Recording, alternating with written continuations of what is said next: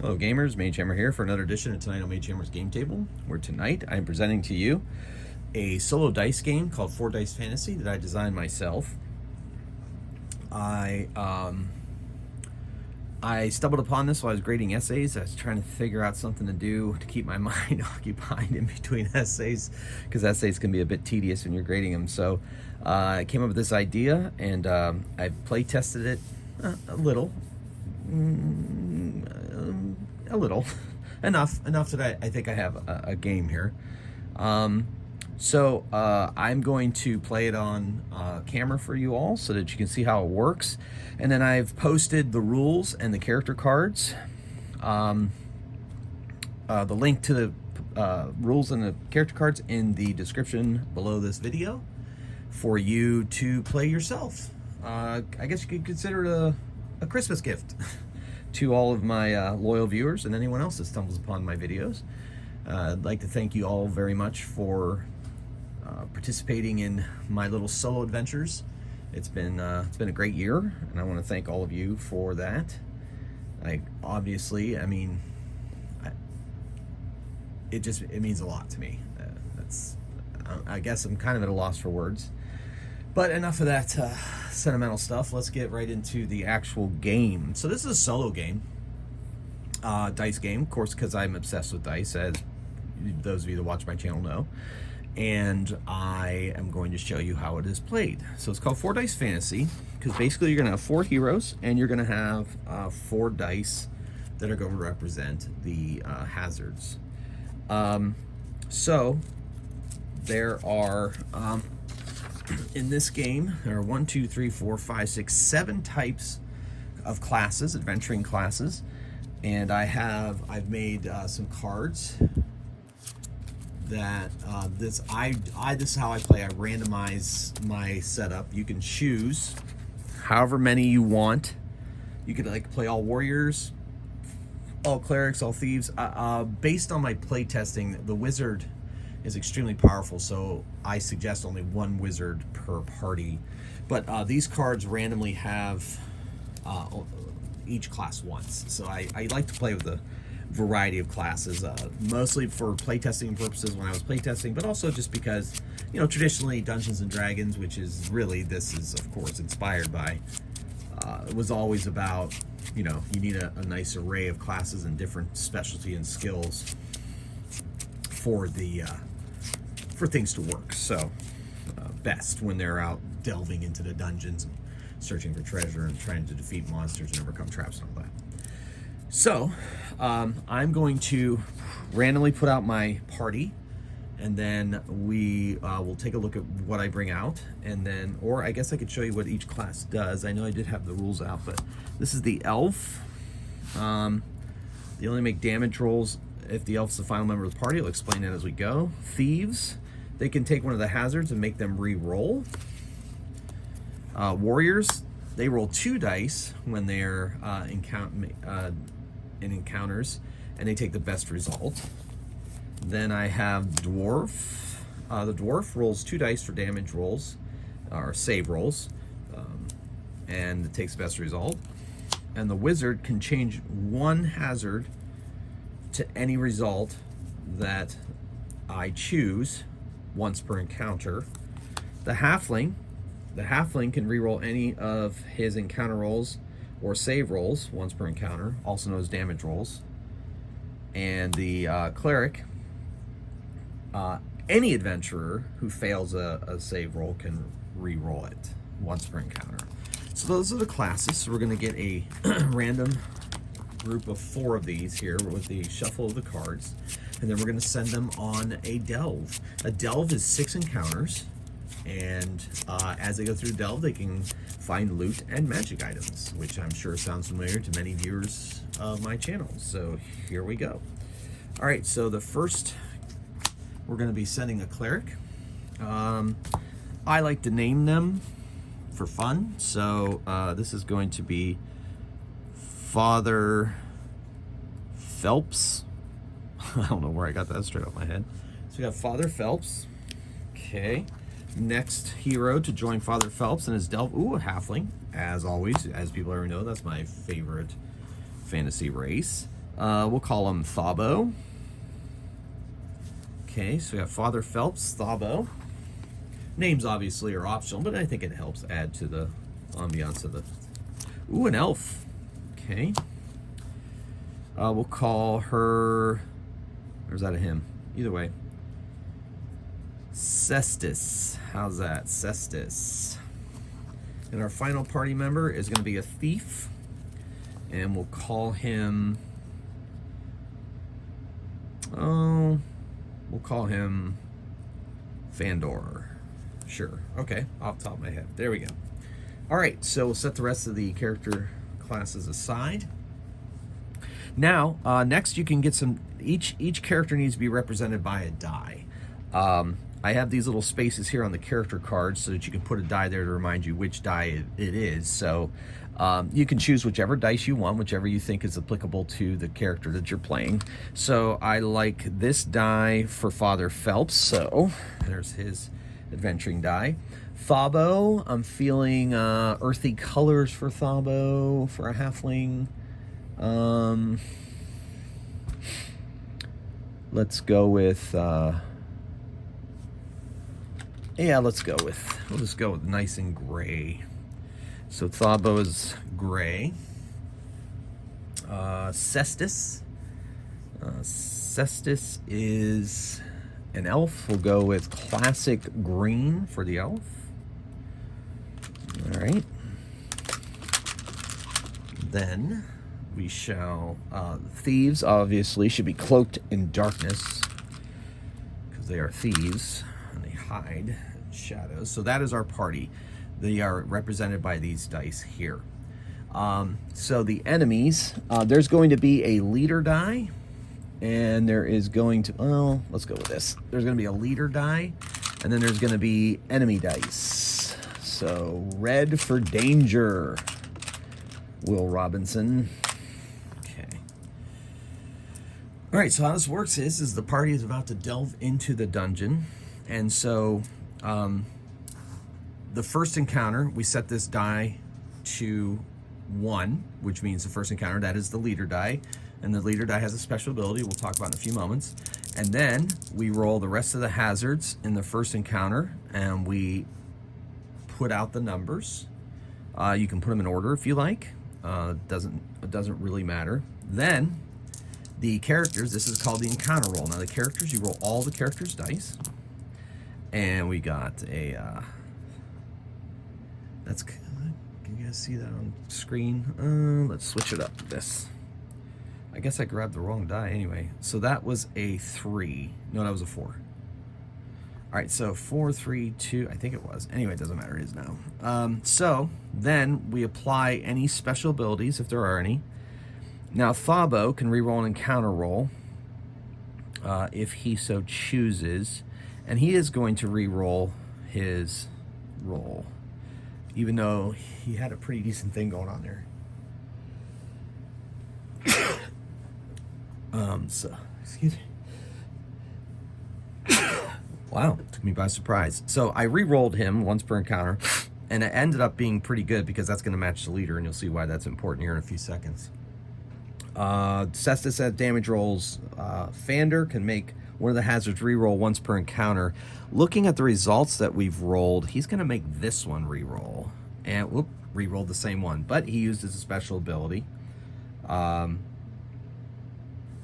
So you can tap the card once you use the character's ability. The Thabo can also have a save roll re-rolled, but for now, anyway, you can do that if you want. That's completely optional. If you can just keep track in your head, then do so. Anyway, once you've applied any of the special abilities, then you apply the dice. So basically, any die that matches one of the hazards defeats it. Okay, so that defeats this hazard. Cestus defeats this hazard. Fandor defeats this hazard, and Thabo defeats the leader. Okay, which leaves 1 die remaining. Now, if there's 1 die remaining, all the characters have to make a save roll. Now, they roll, and any roll of 1 kills the character. It's a very unforgiving game. So, however, we have to apply special abilities. Now, oh wait, Cestus doesn't roll because, so there you go. Because the elf, I forgot about the elf's ability. They only make their save roll if the elf is the final member of the party. And Cestus obviously is not the final member of the party, which in my mind, illustrates that elves tend to be ranged people with arrows. So they are not up in the melee. So no one rolled a 1, and Cestus doesn't have to roll, so nobody has to re-roll. We don't have to use Fandor Phelps's or Father Phelps's power, and we don't have to use Thabo's power either, because nobody is dying. So now they go to round 2 because there's still an enemy that needs to be defeated, and they re-roll. Now no one has come up, and Thabo's already used his re-roll and counter ability, and Fandor has already used his ability. So they were unable to defeat that foe, so they must make another save roll. And no one rolls a 1, so they're good.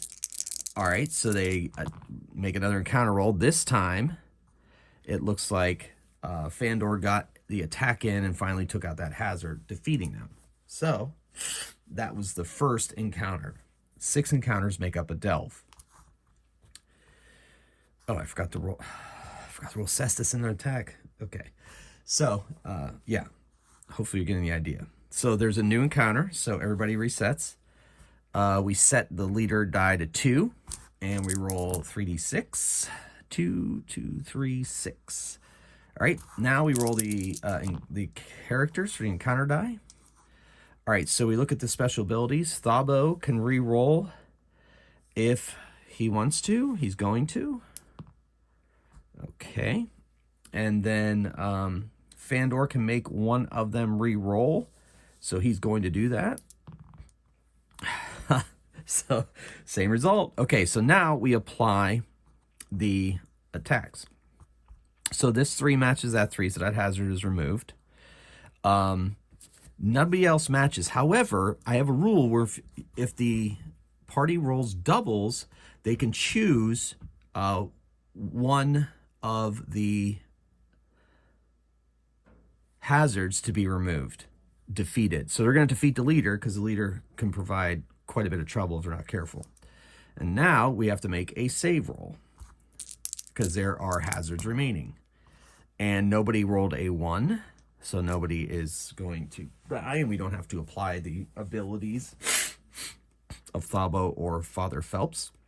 So they go into a second round of encounters. So this 6 matches that 6, so it takes it out. They rolled matchings, so that takes that out. So they have defeated the second one. Oh, now I also have loot rolls. So any adventurer who survives an encounter receives a loot token. So they had 1 encounter. So Father Phelps, Thabo, and Cestus, and Fandor all received it. Now they've survived a second encounter. So they each get another loot token. When they get a chance for a third loot token, each one of them rolls a d6.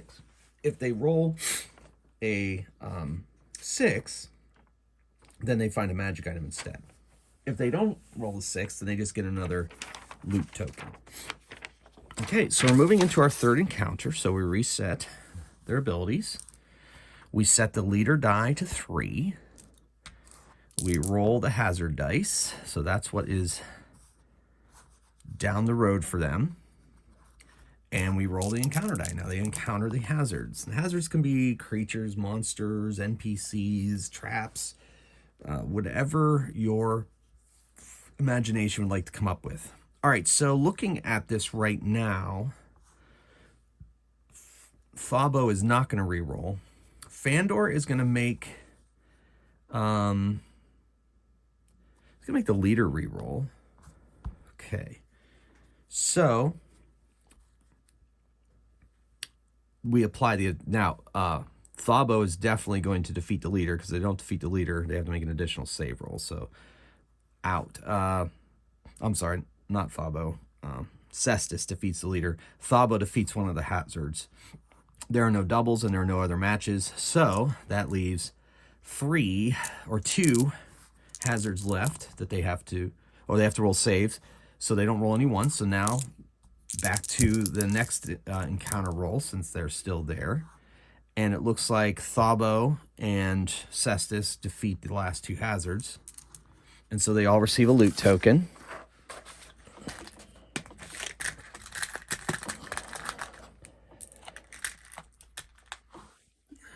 But we'll put the third one there, but they each need to roll. And if they roll a 6, they get a magic item instead.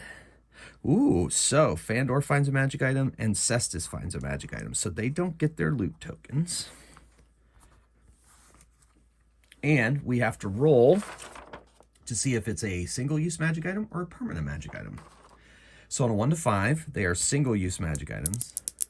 And on a 6, they are permanent magic items. So they get single-use magic items. Single-use magic items can be used to reroll 1 encounter roll or 1 save roll, their choice. So they now have that ability. Okay, now we are going to move into the 4th encounter of the Delve.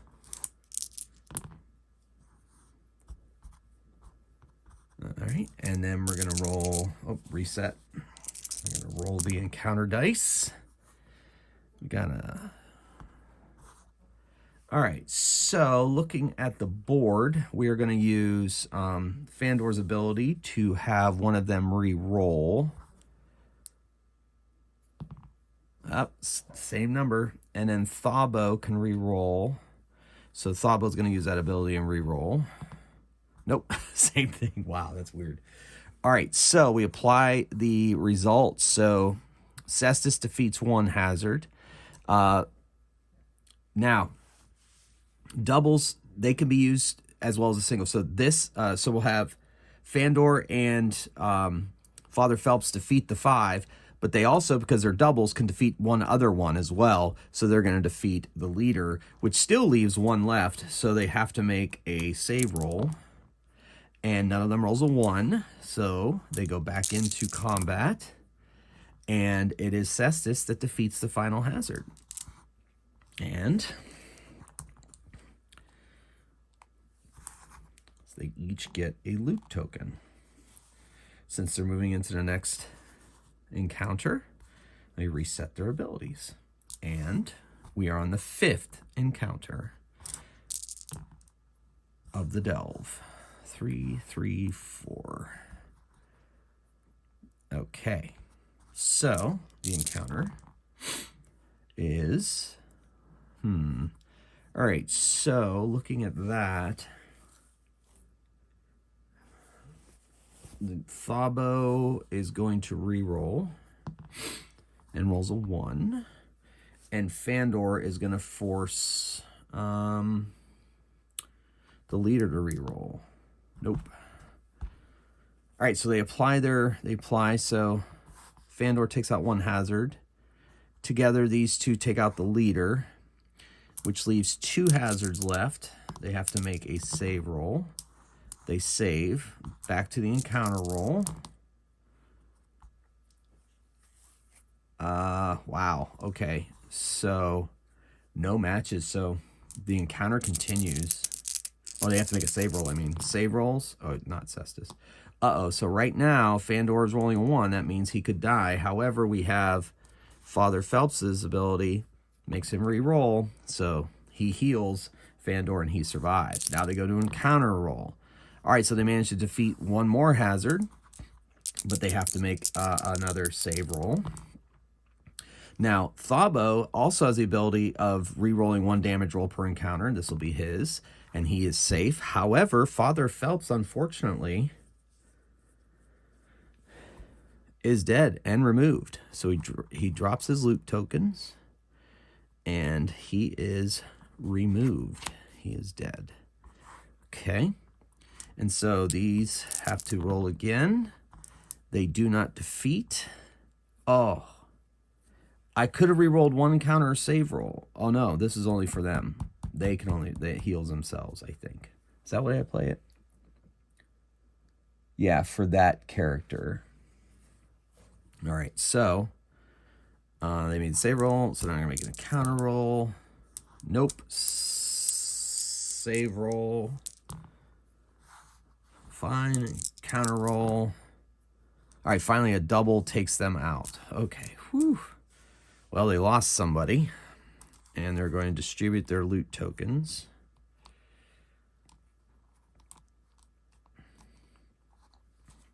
They're going to reset their abilities and see if they can survive into the 6th. This is the 6th and final encounter of the Delve. So let us see what happens. Woo. All right, so the encounter rolls. All right, so not terrible. Thabo is going to re-roll, use his ability to re-roll. Same thing. Wow, that's weird. And Fandor is going to make one of them re-roll as well. All right. Okay, so now we apply. A 4 is defeated by these 4s, and they defeat the leader with the doubles, and there's no other defeats, so they have to roll save rolls. They are safe. Encounter rolls. Another one is defeated, another one is defeated, so they defeat him. They do the delve. So this is the final loot token for them. So this is technically be the 3rd loot token for him. Not quite for Cestus. Yes, no. Nope. And Fandor, he got the extra, so yeah. Anyway, so Thabo gets to roll to see if it's a magic item, and it is not. Okay. So they leave the delve, carrying the poor cleric with them. He has passed on. Any adventurer who survives the delve receives an experience token. Experience tokens can be spent to re-roll any roll that a character makes, and but they are spent in a delve, and then they are not be able to use for the rest of that delve. However, they do recharge at the beginning of each delve. So that was a rough run through of the game. I'm gonna play it again with the other characters, just so you can see how those characters work. And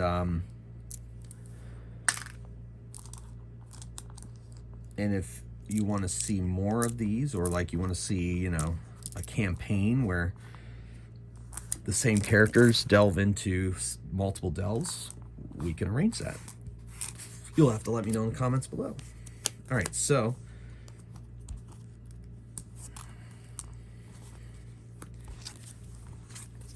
I'm just going to use the other. See, there's 3 of them. So these 3 for sure going to be used so you can see how they work. And then we'll randomly determine which one of these goes next, but it'll be a different character, just so we can see how things work. Okay. And that character is the Thief. All right, it will not be Fandor. It'll be another character. Okay, so I like these dice for wizards, so that'll be the wizard die. Dwarf, kind of like, I like this dice for the dwarf, so this will be the dwarf here. And Fandor, once again, I like them skulking in the shadows. And then for the warrior, this is kind of my favorite dice for warriors. I like these dice quite a bit, so. But they get to roll multiple dice for their encounter rolls. And these will go back into the storage unit. Okay. So, we're going to begin the delve. So, leader die set to 1. We didn't really get to see the leader die work, so, because it keeps getting defeated, which, you know, that's fun. And our first encounter has those. And so here we go. The encounter are rolled. All right, so which one of these do they like? Probably, well, I guess it doesn't matter. The wizard can change one of the hazard die to any result they want. So, oh, I didn't name the characters. So this is Talisa. This is Scarborough.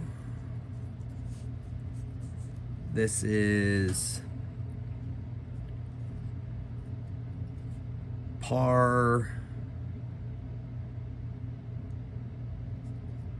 Partondo. I love it. And this thief is Bill. Yeah, I'm running out of creative names. Okay, anyway, so they've been named. Okay, so now Scarborough can turn one of these characters. It's going to turn the leader to a 6. And then Bill is going to make one of these guys re-roll. That worked out really well. Okay, so apply the results. That matches that, defeats that. That matches that, defeats that. That matches that, defeats the leader. And these two together defeat another one. So they each get a loot token. And then we're moving on to encounter 2. So set the leader die to 2. 2, 6, 6. Okay. And the encounter, this was a 2. Okay, we're going to keep that option there. Scarborough's going to turn the leader to 4. And that'll pretty much defeat. And Bill doesn't even need to make him re-roll. So Partondo matches that. Talisa matches that. Then Scarborough matches that hazard, and Bill matches that hazard, taking out the leader. So they, so far, have pretty much walked through this delve. They each get a loot token. Okay. So we'll set the leader die to 3. Roll the hazards. Roll the encounter dice. Yeah, okay. Then, oh yeah, Scarborough reset. Scarborough is going to turn the leader's defeated. We're going to turn one of these guys to 6. All right, so that's Scarborough's ability. Bill is going to force this one to re-roll. All right, so let's apply the result. So he's going to defeat the leader. He's going to defeat that hazard. These two together are going to defeat that hazard, which leaves one left. So they all have to make a save check. And no one rolls a 1. So they re-roll another encounter roll. All right. They got doubles, so that defeats the single. And that brings us, they each get a loot token, but do they? Let's see if they get a magic item instead. None of them get a magic item, so they get each get another loot token. At the end of the delve, of course, you know, there'll be the third check. See if they get magic items then either to take into their next delve. All right, so we are now on the 4th level of the delve, and they roll that. And the encounter dice from the adventurers. Keep that die for the war for Talisa. So right now they're doing pretty well. So Scarborough is going to turn one of these to a 2, and Bill is going to make one of them re-roll. All right. So the leader is defeated by Scarborough. One of the hazards is defeated by Talisa. Another hazard is defeated by Partondo. And then, so that leaves one encounter die left. So they all have to make a save. Woo! Nobody rolls a 1. And technically, Partondo gets to roll an additional die. So I guess I should be doing that for the saves to remind me. But, I mean, ultimately, it hasn't mattered. All right, now they're going to make a encounter roll. And Talisa just opts to keep that die and defeats the hazard. Okay, Okay, they reset, and they each get their 4th loot token. What happened to Bill's loot token? Did I not give him one, or did it drop on the floor? Oh well. So there's Bill's 3rd loot. So they all get a 4th loot token. And we're moving on to the 5th level of the Delve. All right, so here we go. All right, so encounter rolls.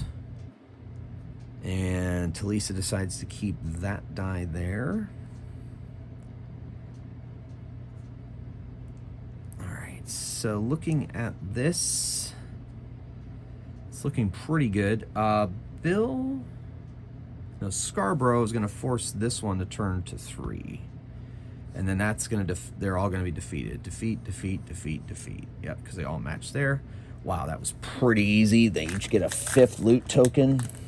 Now, for the loot tokens, outside of the adventure, you know, you can go on multiple delves and experience tokens and all that stuff. They can spend the loot tokens in between to buy magic items. So, all right, so far they each have 5, and they're going into the final level of the delve. All right. Now, obviously, you can, like, do all kinds of house rules. You can make this final delve difficult by, like, you can set it to anything you want, but the way it works, it works pretty, to me, it works pretty well. I mean, it's just, you know, it's just a quick little entertaining game to play while you wait for your ride to arrive or something like that. And if you really want to take it into multiple campaigns, you can do that. All right, so this isn't great. So Scarborough is going to turn the leader to 5 because they don't want that leader to survive. You got to take out the leader. If not, bad things can happen. And then so that, yeah, that'll do it. So this 5 defeats this 5. These 2 together defeat this 6. This 2 defeats that 2, and this 3 defeats that 3. So Scarborough defeated 3. Partondo. So that was the 6th of their delve. So let's see if any of them get a magic item. And none of them get a magic item, but they do get another loot token. Now, you basically, in between, you can spend, as a group, they can spend 12 loot tokens to buy a single-use magic item, or they can spend 24 to buy a permanent. So they got 24 right here. So they would buy a permanent magic item, decide who to give it to for the next adventure, and they would each get an experience token. And that would take them into their next delve.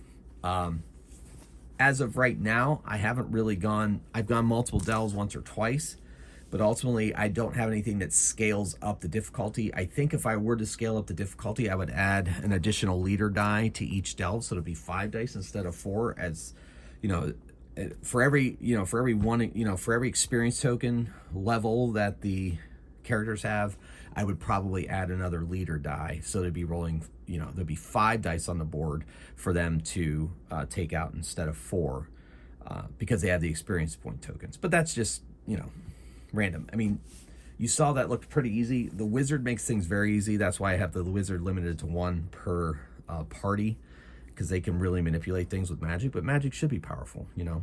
But you also saw that I had a successful delve with just without a wizard.